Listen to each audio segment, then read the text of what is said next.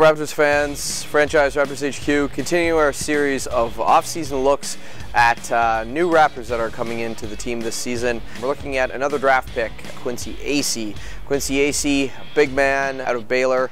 A little bit undersized, but let's talk about some of the things that he might be able to bring to the team next season. I think the first caveat to call out, though, is that he might not get much opportunity. Obviously, there's a number of players, Ed Davis, Andre Bargnani, Amir Johnson, Valanciunas, a lot of big men sort of ahead of him on the roster, and the question is, can he get some time at the 4 spot? He's a little undersized, so maybe he can spend some time at the 3 because he's quite athletic. Some of the things we'll talk about in this breakdown. We talk about some of Quincy Acy's strengths. I think at the top of the list you talk about his ability to finish.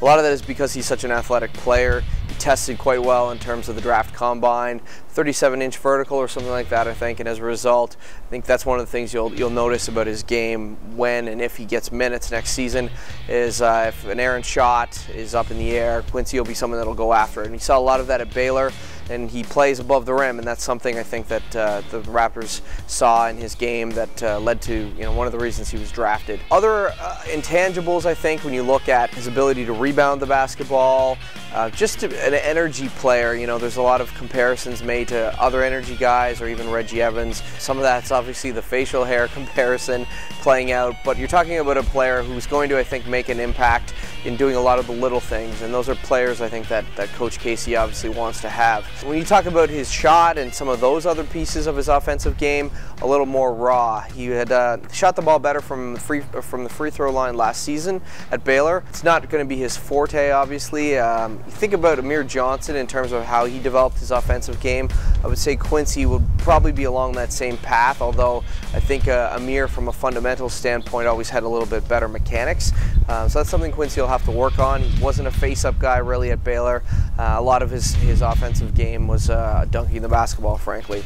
On the defensive end, could be a difference maker, although I think what scares me a little bit about even his selection as a draft pick is the fact that he didn't show that enough at Baylor. And from my point of view, here's a player who's quite athletic and could do a number of things to change games defensively. Even though he's a player that averaged almost 2 blocks a game when you look at his numbers over 40 minutes and you adjust for pace, still some of the other pieces when you look at individual components of his defensive game, whether it's guarding on the perimeter or if it's switching screens and rolls and that sort of thing, he really didn't show a lot of awareness, and some of that you have to wonder was the desire not there. I watched a lot of Baylor last season and even the one before, and you didn't see enough of him making a difference, I thought, in those kind of situations when a teammate was built, when he was trying to get over on the help side and the weak side, and those are areas you'd like to see more of, and hopefully working with Coach Casey they'll come out, because he's definitely got the attributes to be a difference maker. He's quite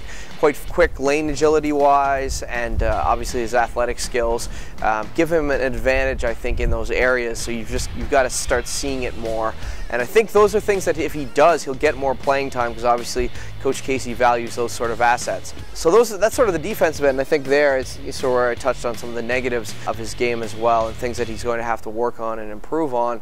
But an exciting player in terms of someone athletically that can have an impact, and hopefully you see some of those other skills round out so that he can be a difference maker in other capacities. But even if he is just an energy guy that can come in and provide a spark, you even saw that when you look back at some of the Raptors in the past, whether you talk about a Popso, guys from that mold that weren't necessarily great fundamentally, but had some intangibles that could come in and make a difference. And so maybe you only see Acy get a couple minutes a game, but that might be enough to help give maybe a starting unit the kick it needs to kind of get back in and start playing with a little more vigor. And I think that's sort of the immediate thing he brings to the team. And again, hopefully the rest of the skill set rounds out.